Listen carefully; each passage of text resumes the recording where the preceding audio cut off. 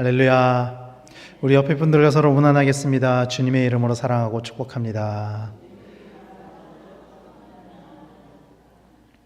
우리 이렇게 한번 다시 축복할까요? 모든 기도의 응답을 받으시길 바랍니다. 각자 가지고 있는 기도의 제목들이 다 있으시죠? 저도 마찬가지입니다. 여러분들의 모든 기도가 다 응답되어지기를 소망을 합니다. 오늘 함께 나누고자 하는 말씀은 기도가 왜 중요한지에 대해서 함께 좀 말씀을 나누려고 해요. 오늘 중보기도 모임도 있고 또 내일 수능 기도회도 있고 해가지고 제가 오늘은 기도에 관해서 같이 말씀을 나누려고 합니다. 오늘 우리가 읽은 본문 말씀은 바울의 2차 전도여행 중에 일어난 일이죠. 바울은 환상 가운데 마게도냐로 가라는 음성을 듣고 순종해서 마게도냐 지방을 향해 전도여행을 떠났습니다. 그리고 마게도냐의 관문과 같은 첫 번째 도시에 이르게 되는데 그곳이 바로 빌립보입니다. 빌립보에서 루디아를 만나서 그 가정을 전도하고 교회를 세우던 중에 귀신 들린 여종을 만나게 되죠. 바울과 실라는 귀신 들린 여종의 귀신을 내쫓았는데 오히려 이 사건으로 여종의 주인이 바울과 실라를 고소를 하게 됩니다. 그리고 그 결과 바울과 실라는 매에 맞고 감옥에 갇히게 된 것입니다. 이게 오늘 읽은 본문의 아주 드라이한 배경입니다. 그냥 사실관계만 나열한 배경입니다. 이 배경을, 이 사건을 바울의 관점에서 다시 이야기를 해보면은, 바울의 관점에서 이야기를 하면 이렇습니다. 바울은 1차 전도여행을 갈라디아 지방으로 다녀왔습니다. 그리고 이후에 예루살렘 공의회를 갔죠. 사도행전 15장에 나오는. 예루살렘 공의회를 통해서 어떤 결론을 얻게 되냐면은 이방인들이 할례를 받아도 구원을 받을 수 있다. 이방인들이 율법에 매이지 않아도 된다. 이런 결론을 얻었습니다. 그리고 그 결론을 갈라디아의 이방인들에게 전달하기 위해서 2차 전도 여행의 계획을 세웠죠.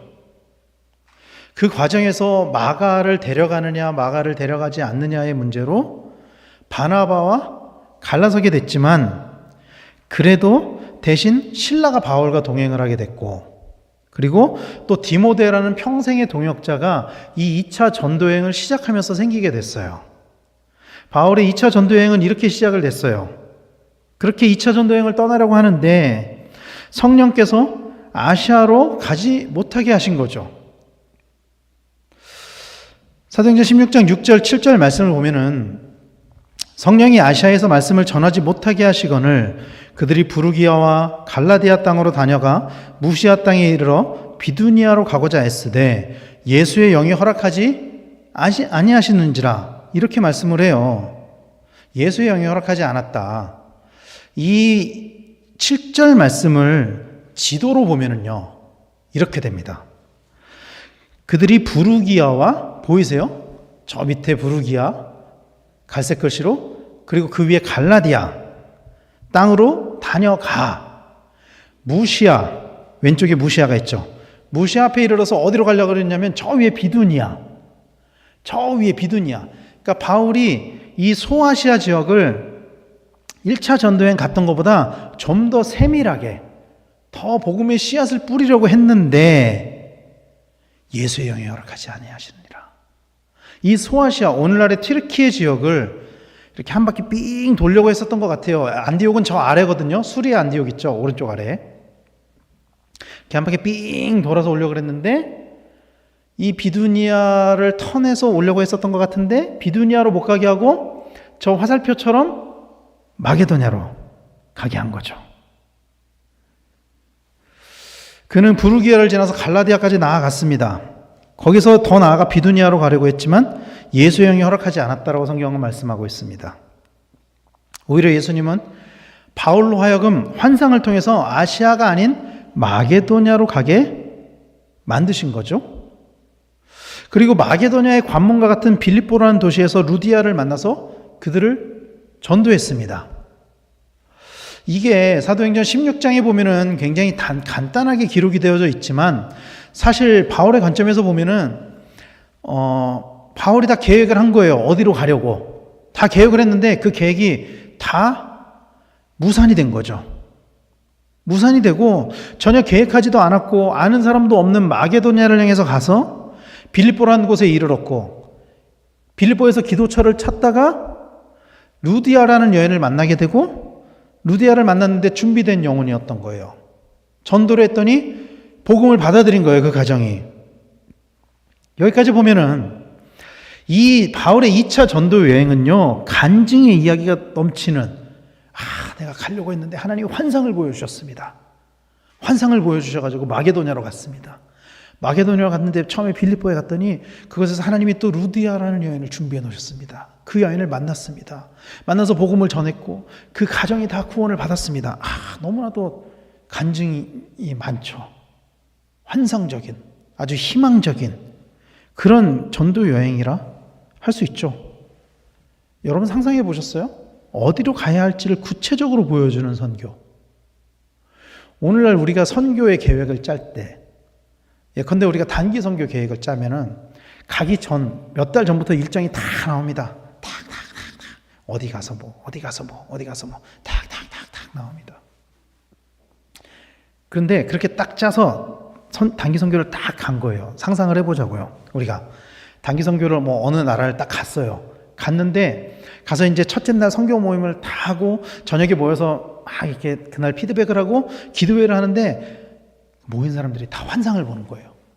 하나님이 환상 중에 딱 사람을 보내셔서 너희들 내일 계획한 그곳을 가지 말고 내가 너희들한테 보여주는 그곳으로 가. 그 환상을 본 사람들의 그 벅찬 감정, 여러분 상상이나 되십니까? 이거는 그런 상황인 거예요. 이 바울과 실라, 디모데가 하는 이 선교 여행이 그런 상황인 거예요. 생각만 해도 엄청 환상적이죠. 너무나 이 진짜 하나님이 인도하시는 이 선교 여행 꽃길만 있을 것 같은, 복음만 전하면 다 하나님이 예비해 놓으신 영혼들을 만나서 그들이 다 변화될 것 같은 그 선교 여행. 그런데 복음을 전하는 과정에서 문제가 생긴 겁니다. 복음을 전하다가 너무 신나서 복음을 전했을 것 같아요. 루디아의 가정이 딱 복음을 받아들이는 걸 보면서 여기는 하나님이 예비해 놓으신 땅이다. 나가서 막 신나게 복음을 전하다가 귀신 들린 한 여종을 만나게 되죠. 그리고 너무 막 바울이 막 필 받아가지고 그 여종을 예수의 이름으로 따라가라. 여종이 귀신이 막 사라져요.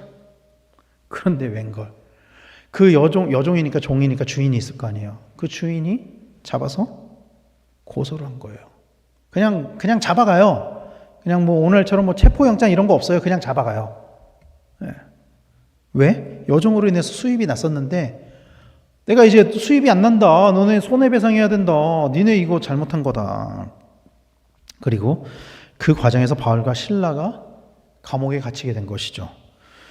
사도행전 16장 22절 23절은 이 장면을 이렇게 말씀을 해요. 무리가 일제히 일어나 고발하니 상관들이 옷을 찢어 벗기고 매로 치라 하여 많이 친 후에 옥에 가두고 간수에게 명하여 든든히 지키라 하니, 여기 보면 무리가 일제히 일어나 고발했다. 그러니까 처음에는 이 여종의 주인만 바울과 실라를 고발했던 것 같지만 사실은 바울과 실라의 마음속에는 이 사람들은 다 복음을 받아들일 준비가 돼 있는 사람들이야 였지만 실제로는 무리가 바울과 실라를 고발을 한 거예요. 그 사람들이. 그러니까 그들이 생각하고 그들이 기대했던 선교 여행과는 완전히 180도 다른 선교 여행이 펼쳐지게 된 거죠. 매를 맞고 감옥에 갇히게 됐어요. 귀신을 내쫓아서 여종을 멀쩡하게 해줬는데, 선한 일을 했는데 오히려 억울하게 불이익을 당하게 된 것입니다. 우리가 다 아는 것처럼 바울도 실라도 로마 시민권자거든요. 그들을 잡아서 매를 치고 감옥에 가두게 하는 거 불법입니다. 그런데 그런 일을 당한 거예요. 최고의 전도 여행이 최악의 전도 여행이 된 거죠. 최고였는데 최악이 된 거예요. 그런 상황에서 바울과 실라가 감옥에서 성경을 보면은 기도와 찬양을 했다. 그리고 그들이 기도할 때 큰 지진이 나서 감옥의 문이 열린 것입니다. 이 비슷한 이야기를 그 사도행전에서 다른 사람의 이야기도 있잖아요. 이런 비슷한 사건이 누구죠? 베드로도 감옥에 갇혔을 때, 그때 이제 성도들이 막 기도를 하니까 옥문이 열려서 베드로가 거의 이제 비몽사몽 환상 가운데 그 기도하는 곳으로 가는 그런 말씀이 나오잖아요. 감옥에서 나오는 말씀이. 똑같이 감옥의 문이 열렸어요. 감옥 밖으로 나갈 수 있는 상황이 됐습니다. 그러나 바울과 실라는 감옥을 나가지 않았어요. 왜 그들이 감옥을 나가지 않았을까요, 여러분? 왜 안 나갔을까요? 그들이. 베드로는 나갔거든요. 감옥에서. 바울과 실라는 왜 안 나갔을까요? 감옥이 열린 거는 일종의 나가라는 사인으로 보이거든요, 이게. 그들이 나가지 않은 이유에 관해서 성경은 정확하게 기록하고 있지는 않아요. 근데 그냥 제 상상에는 이랬을 것 같아요. 이 상황을 보면은 지진이 일어나기 전에 바울과 실라가 기도와 찬송을 했는데 지진이 일어나기 전에 간수가 졸고 있었거든요. 자고 있었거든요. 그런데 지진이 일어나고 옥문이 열렸어요. 간수가 이때 깨지 않았을까요? 깨서 나와서 보니까 옥문이 열린 거예요. 간수가 막 이 시간이 굉장히 짧았을 것 같아요. 제 상상에는. 도망치기에 너무나도 모자란 시간, 짧은 시간. 그냥 제 상상력을 발휘해보면 그래요. 그리 길지 않은 시간이어서 나가지 못하지는 않았을까? 아니면 뭐 다른 이유가 있었을까요? 뭐 그러나 저러나 그들은 나가지 않았어요. 어떤 이유인지 모르겠지만 나가지 않았어요. 그들은. 그리고 간수가 자결을 하려고 할 때 간수를 붙잡았죠. 그런데 재미있는 사실은요, 그 상황에서 바울과 실라가 감옥에서 나가지 않은 것은 분명한데 다른 죄수들은 어땠냐? 다른 죄수들도 감옥에서 나가지 않았어요. 다른 죄수들도. 오늘 본문을 보면은요, 그 죄수들도 감옥을 나가지 않았었던 것 같아요. 지진이 나서 옥문이 열렸을 때 바울과 실라의 옥문이 열린 게 아니거든요. 바울과 실라만 결복하고 있었던 그것들이 풀린 게 아니거든요. 그럼에도 죄수들 도망치지 않았었어요. 사도행전 16장 26절을 세번역 성경에서는 이렇게 번역을 해요. 그때 갑자기 큰 지진이 일어나서 감옥의 터전이 흔들렸다. 그리고 곧 문이 모두 열리고 모든 죄수의 수갑이며 착고가 풀렸다. 모든 죄수의 수갑이며 착고가 풀렸다. 저는 이 말씀을 머릿속으로 막 상상을 해보면 솔직히 좀 이해가 안 되는 부분들이 있어요. 지진이 일어나서 옥문이 열렸다는 건 이해할 수 있어요. 문의 틀이 뭐 뒤틀리고 막 이러면서 문이 열렸을 수 있죠. 지진이 났다고 어떻게 수갑이 풀리죠? 지진이 났다고 어떻게 착고가 풀리죠? 솔직히 좀 이해는 안 됐어요. 그런데 성경은 분명하게 이렇게 기록을 해요. 지진이 났을 때 모든 죄수의 수갑과 착고가 풀렸다. 죄수들에게 도망칠 수 있는 상황이 주어진 거예요. 아마도 그들은 어리둥절했겠죠. 지진이 나서 당황했는데 이게 다 풀리니까. 그런데 그 어디에도 죄수들이 도망갔다는 말씀은 없습니다. 오히려 그 다음 절은 16장 27절은 이렇게 말씀하고 있어요. 간수가 잠에서 깨어서 옥문들이 열린 것을 보고는 죄수들이 달아난 줄로 알고 검을 빼어서 자결하려고 하였다. 죄수들이 달아난 줄로 알고라고 번역을 하고 있어요. 죄수들이 달아난 것을 보고가 아니라 죄수들이 달아난 줄로 알고. 옥문이 열린 것만으로 간수는 죄수들이 도망갔을 것이라고 생각을 했어요. 그러나 죄수들은 도망가지 않았어요. 도망갔을 것이라고 생각하고 자결을 하려고 했던 거거든요. 그런데 도망가지 않았어요. 도망갔을 줄로 알고 자결을 하려고 했는데 실제로는 도망가지 않은 거죠. 그렇다면 여러분, 죄수들 왜 도망가지 않았을까요? 제가 아까 상상력을 막 발휘한 것처럼 간수가 너무 빨리 와서 도망치지 않았을까요? 아닐 것 같아요. 흉악범죄를 저지른 죄수들이라면 무슨 수단과 방법을 써서라도 간수를 죽여서라도 도망치려고 했을 것 같아요. 그런데 그들 도망가지 않았어요. 왜 도망가지 않았을까요? 오늘 본문 25절에서 당시 죄수들의 상황을 뭐라고 표현하냐면 듣더라 이렇게 말씀을 해요. 아직 띄워줄 때가 아닌데요. 말씀을. 듣더라 이렇게 표현을 해요. 그들은 바울과 실라의 기도와 찬송을 듣고 있었어요. 감옥에서. 그런데 사실 이 개역개정에 듣더라라는 번역은 조금 아쉬워요. 이 번역이. 여기서 듣더라로 번역된 헬라어 에페크로온토라는 이 단어는 그냥 듣는 것을 의미하는 것이 아니라 귀를 기울이다, 경청하다 이런 뜻을 가지고 있어요. 그러니까 감옥에 이렇게 방들이 쭉 있고 죄수들이 쫙 갇혀 있는데 저쪽 방에서 바울과 실라가 막 기도하고 찬송하니까 그냥 누가 이렇게 떠들어. 그냥 이렇게 들은 게 아니라 저 사람들이 뭐라고 기도하는 거지? 저 사람들이 뭐라고 찬송하는 거지? 이렇게 귀를 기울여서 유심히 들은 거예요. 주의 깊게 듣고 있었던 거예요. 그래서 이 25절을 우리말 성경으로는 이렇게 번역을 해요. 한밤중쯤 됐을 때 바울과 실라가 기도하며 하나님께 찬송을 부르자 다른 죄수들이 귀 기울여 듣고 있었습니다. 귀 기울여 듣고 있었습니다.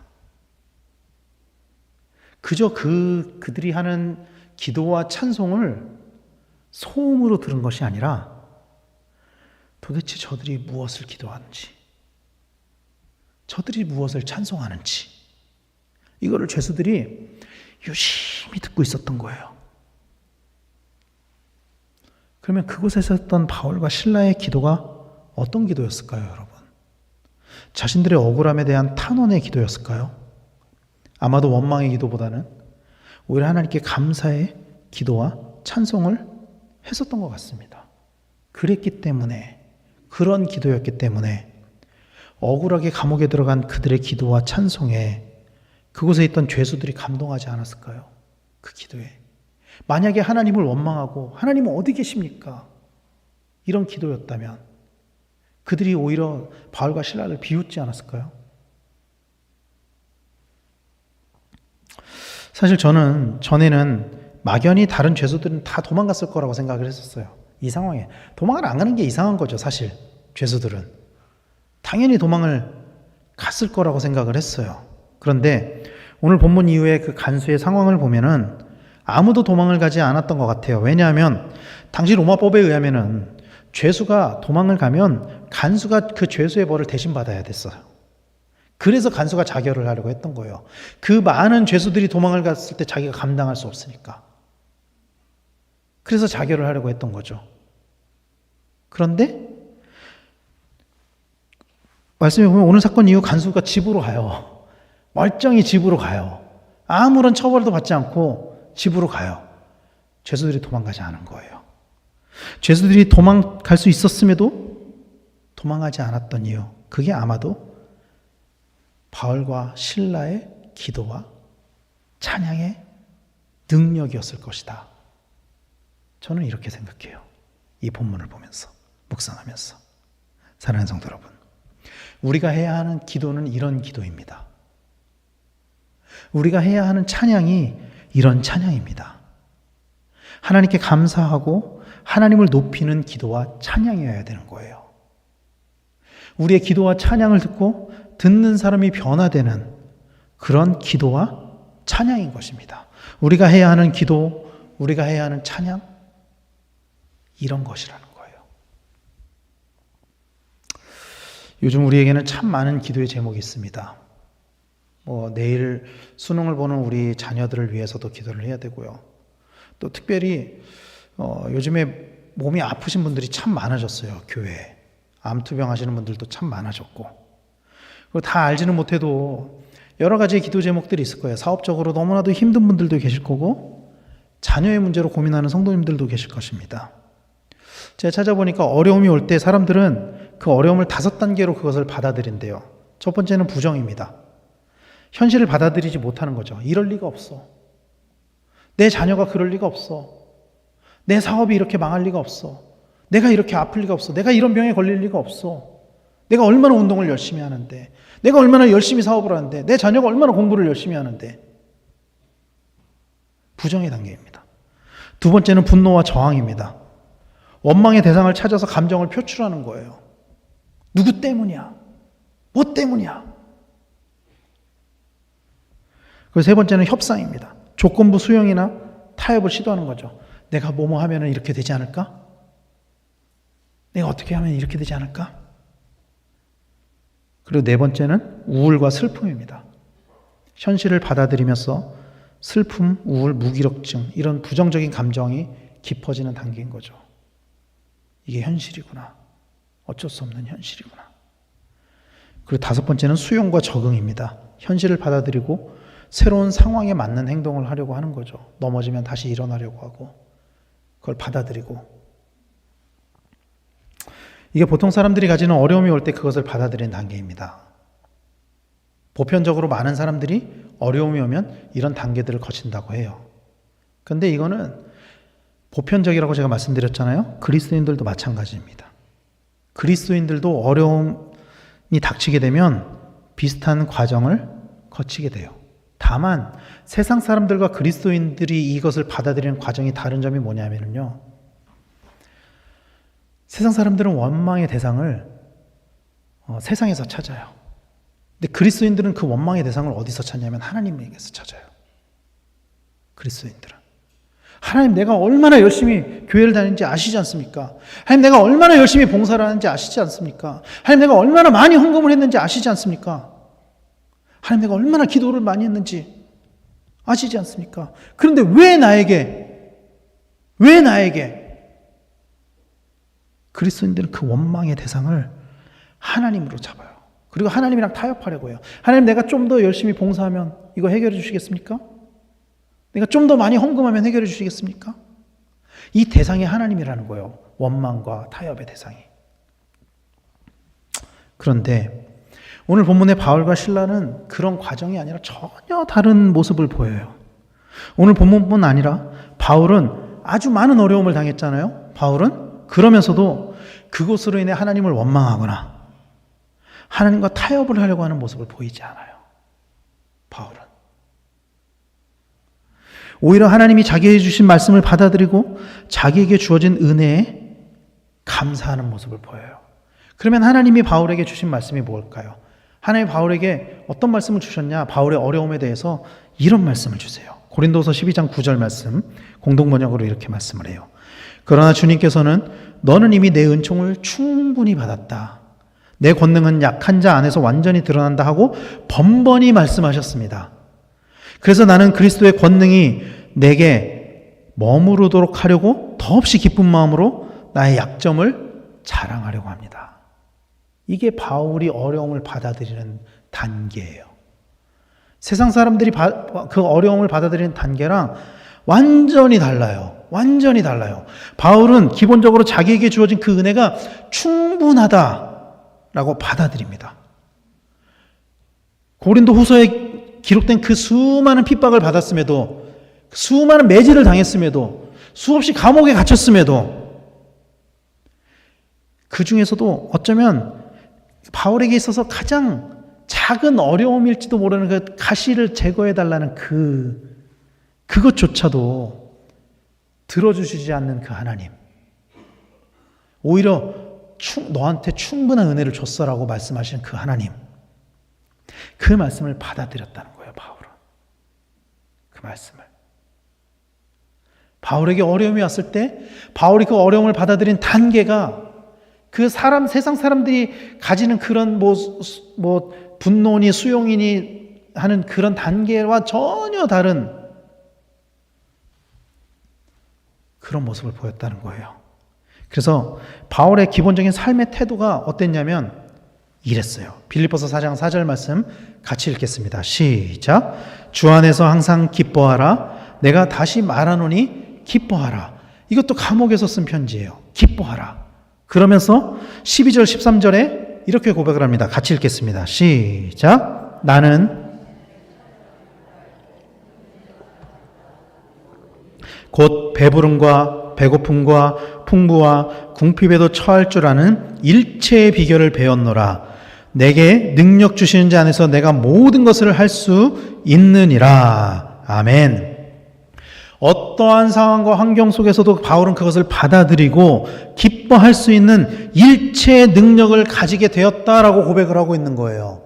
이 능력이 있었기 때문에 오늘 본문에 사도행전 16장에서 바울이 억울하게 감옥에 갇혔음에도 하나님 앞에 원망의 기도를 하는 것이 아니라 감사의 기도를 하고, 원망의 찬양을 하는 것이 아니라 오히려 하나님을 높이는 찬양을 할 수 있었다라는 것입니다. 이것이 바울의 삶의 태도였다라는 거예요. 이게 어려움이 닥쳤을 때. 사랑하는 성도 여러분, 누구에게나 밤은 옵니다. 바울은 억울하게 감옥에 갔고 그리고 한밤중을 맞이하게 된 거예요. 그런데 바울만이 아니라 우리에게도 다 밤은 와요. 누구에게나 다 밤은 오죠. 어떤 사람은 초저녁을 맞이하는 사람이 있고 어떤 사람은 한밤중을 지나고 있는 사람들도 있을 거예요. 바울과 실라는 한밤중을 지나고 있었거든요. 그러나 기억해야 하는 것은 반드시 아침이 온다는 것입니다. 반드시 아침이 온다는 거예요. 고난을 대하는 그리스도인의 삶도 마찬가지입니다. 밤이 오면 많은 사람들은 이 밤을 어떻게 보내야 하는지를 고민을 합니다. 그리고 그 시간을 보내는 것을 괴로워합니다. 어려움이 왔을 때 이 고난의 시간을 어떻게 보내야 할지, 그리고 그 시간을 너무나 힘들어하면서 보낸다는 거예요. 아침이 오지 않을 것만 같고 너무나도 깊은 어둠에, 내가 가야 할 길이 한 치 앞이 보이지 않는 그 어둠에 절망하기도 합니다. 바울과 실라도 그런 상황이었던 거예요. 그러나 성경은 그런 상황에서도 우리를 인도하시는 분이 있다고 말씀하고 있습니다. 시편 23편 4절 말씀을 같이 읽겠습니다. 시작. 내가 사망의 음침한 골짜기로 다닐지라도 해를 두려워하지 않을 것은 주께서 나와 함께 하심이라. 주의 지팡이와 막대기가 나를 안위하시나이다. 할렐루야. 얼마나 은혜가 되는 말씀입니까? 이 사망의 음침한 골짜기가요, 원어적으로 보면은 한 치 앞이 보이지 않는 그 어둠을 뜻하는 거예요. 아무것도 보이지 않는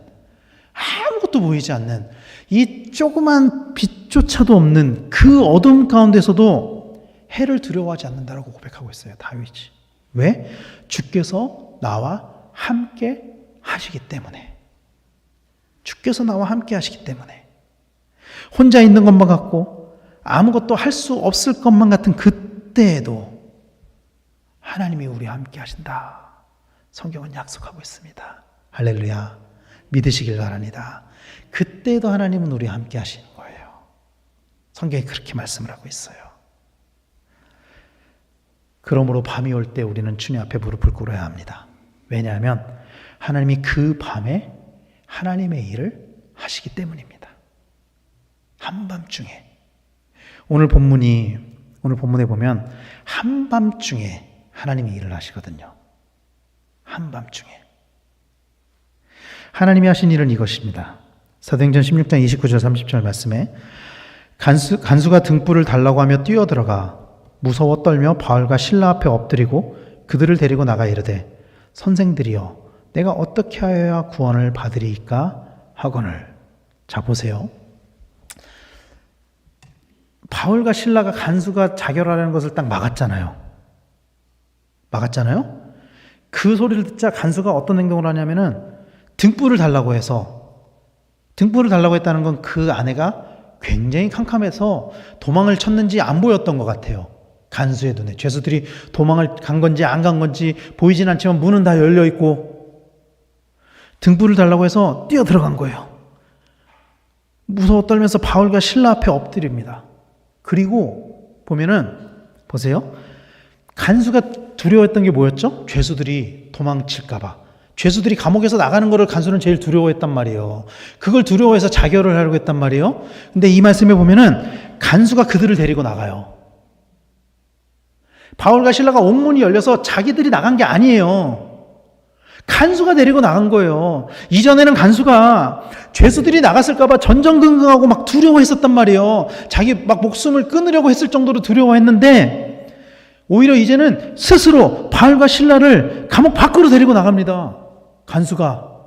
이게 하나님이 오늘 하신 일이에요. 한밤중에 그 감옥에서 하나님이 하신 일이에요, 이게. 그리고 이후에 이런 일이 일어나는 거죠. 33절 34절 말씀에 그 밤 그 시각에 간수가 그들을 데려다가 그 맞은 자리를 씻어주고 자기와 그 온 가족이 다 세례를 받은 후 그들을 데리고 자기 집에 올라가서 음식을 차려주고 그와 온 집안이 하나님을 믿음으로 크게 기뻐하니라. 할렐루야. 간수뿐만이 아니라 그의 온 가족의 구원을 받게 되는 일이 그 한밤중에 일어난 거예요. 한밤중에 하나님이 이런 일을 하신 것입니다. 이것이 그 밤에 하나님이 하신 일입니다. 바울과 신라에게 그 밤은 너무나도 깊은 한밤중이었죠. 아무것도 보이지 않는 감옥에서 그 깊은 한밤중에 그들은 하나님을 향해서 무릎을 꿇고 기도하고 찬양했어요. 그때 하나님은 여전히 살아계셔서 하나님이 일하셨다는 거예요. 사랑하는 성도 여러분, 하나님은요 여전히 살아계셔서 일하시는 분이라는 것을 믿으시길 바랍니다. 한밤중에 하나님이 안 보일 수도 있죠. 하나님이 어디 계신지 무엇을 하시는지 안 보일 수도 있죠. 그러나 그럼에도 하나님은 그 한밤중에도 여전히 살아계셔서 일하시는 분이라는 거예요. 그래서 예수님께서도 뭐라고 말씀하셨죠? 아버지께서 일하시니, 이렇게 말씀하셨어요. 아버지께서 일하시니, 이 아버지께서 일하시니 어떤 상황에서 나온 말씀이죠? 안식일에 예수님이 일했다고 사람들이 막 뭐라 그러니까 아버지께서 일하신다. 너네는 안식일에 아버지가 쉬는 줄 아냐? 아버지께서도 일하신다. 아버지께서 우리를 향해서 눈을 돌리시고 아버지께서 쉬지 않고 우리를 보시며 우리를 위해서 일하시는 분이시다. 바울과 신라는 감옥의 문이 열렸을 때 그것이 하나님이 하신 일이라고 생각했을지도 몰라요. 우리가 기도하고 찬송했을 때 하나님이 지진을 일으키셔서 감옥의 문을 여셨다. 이게 하나님이 하신 일의 끝이라고 생각했을지도 몰라요. 우리가 이제 감옥을 나갈 수 있게 되었구나. 그러나 궁극적으로 하나님이 하신 일은 간수의 가정을 구원하신 일입니다. 제가 오늘 말씀을 여기까지만 준비했지만 사실은 그 이후에 보면은 바울과 신라가 그 로마의 관원 앞에 나가서 로마의 시민권자인 것을 이야기를 함으로 빌립보 교회가 안전하게 세워지잖아요. 그들을 더 이상 건드릴 수 없게 되거든요. 거기까지가 하나님이 하시는 일인 거예요. 옥문을 여는 것에서 끝나는 것이 아니라는 것입니다. 그 과정에서 바울과 신라의 어려움을 해결하시고 그들을 구원하신 것이라는 거예요. 그 과정에서 하나님이 하시는 일이 있다라는 것입니다. 제가 어린 시절 아주 감명 깊게 본 영화의 대사 중에 이런 대사가 있습니다. 제가 영어로 읽어드릴 테니까 이게 어떤 영화의 어떤 대사인지 한번 맞춰보세요. Tomorrow is another day. 어떤 영화의 대사인지 아십니까? Tomorrow is another day. 야, 역시 우리 권사님들은 아주 대단하세요. 우리말로 이게 번역이 어떻게 됐냐면은 내일은 내일의 태양이 뜬다. 바람과 함께 사라지다. 라는 영화의 주인공인 스칼렛 오하라가 어떤 상황에서 이 대사를 하죠? 영화 끝날 때예요. 모든 어려움, 역경을 다 이겨내고 그래, 내일은 내일의 태양이 뜬다. 우리말로는 Tomorrow is another day. 내일은 또 다른 날이다. 내일은 반드시 온다. 어둠이 영원할 것 같아도 결국 내일의 해는 뜨게 되어 있습니다. 믿으시길 바랍니다. 어둠이 영원할 것 같지만 내일의 해는 뜹니다, 여러분. 뜹니다. 어려움이 영원할 것 같아도 결국 그 모든 어려움의 시간들은 지나가게 되어 있습니다. 이스라엘 백성들은요, 출애굽 이후에 광야에서 40년이라는 시간을 보냈어요. 광야에서. 그 긴 시간 동안 어쩌면 그들은 가나안에 들어갈 수 없을지도 모른다라는 절망을 가졌을지도 모릅니다. 그리고 실제로 요한복음 5장에 보면은 5장에 이런 베데스다 연못가의 병자의 이야기가 나오잖아요. 그 베데스다 연못가의 병자는 베데스다 연못가에 있었지만 자신이 연못에 들어갈 수 없을 것이라고 생각했을 거예요. 이 병자도 38년을 있었거든요. 이 38년과 광야의 40년은 연결이 돼 있어요. 같은 횟수예요. 그러니까 우리가 보통 광야에 40년이라고 하지만 실제로 광야에서 머무른 기간은 38년 정도입니다. 앞에 1년은 출애굽하는 과정, 그리고 저 가데스 바네아까지 가는 과정이 포함되어 있는 거고, 뒤에 1년은 가나안을 정복하는 과정이 포함되어 있는 것이기 때문에 실제로 광야에서 떠돈 기간은 38년 정도 되는 거죠. 이 베데스다 연못가의 병자도 똑같은 그 38년을 그 연못가에 있었지만 연못을 보면서도 자기는 못 들어갈 거라고 생각했어요. 그런데 그곳에 예수님이 오셨을 때 어떤 일이 일어났죠? 연못에 들어가지 않았음에도 병이 낫는 일이 일어났어요. 이스라엘 백성이 40년이나 광야에서 방황했지만 결국 하나님은 그들을 가나안으로 인도하셨어요. 중요한 것은 연못에 들어가는 것이 아니라 하나님이 함께 하신다는 거예요. 하나님이 살아계신다는 거예요. 하나님이 인도하신다는 거예요. 이게 중요한 거예요. 이게. 누구에게나 밤은 찾아옵니다. 누구에게나 밤은 찾아옵니다. 우리 모두 다. 그러나 그 밤이 지나면 아주 밝은 낮이 오게 되어 있어요. 제가 요즘에, 이거는 설교문에 안 들어가 있는 이야기인데, 제가 요즘에 운동을 꽤 열심히 합니다. 새벽기도 마치고 나가서 제가 열심히 뛰어요, 한강을. 열심히 뛰지만 살은 잘 안 빠진다는 게 좀 이해할 수 없는 일이긴 하지만 하여튼 열심히 뛰어요. 근데 요즘에 이제 날이 많이 어두워졌잖아요. 그래서 제가 운동을 나갈 때는 한밤중이에요. 캄캄해요. 근데 뛰다 보면 해가 이렇게 뜹니다. 싹 밝아져서 보이지 않던 길이 싹 보이게 돼요. 어둡던 길이 환하게 돼요.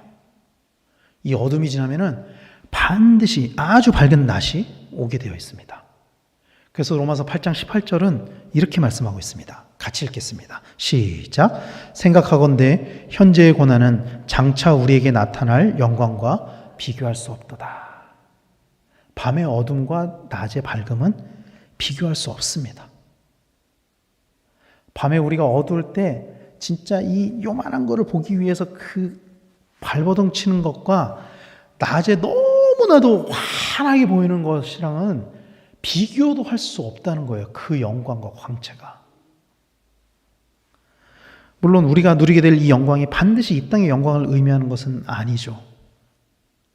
그러나 근본적으로 우리 모두는 이 어둠의 시간이 지나갔을 때 하나님 나라의 영광을 누리게 된다라고 성경은 약속하고 있습니다. 사랑하는 성도 여러분, 그러므로 밤이 찾아와도 낙심하지 마시기를 바랍니다. 오히려 한밤중에 우리가 하나님 앞에 기도함으로, 찬송함으로 그 한밤중에 일하시는 그 하나님을 바라보는 성도님들이 되시기를 간절히 축원합니다. 그리고 하나님께서 우리에게 예비하신 그 아침을, 한낮을 소망하는 그런 성도님들이 되시기를 바랍니다.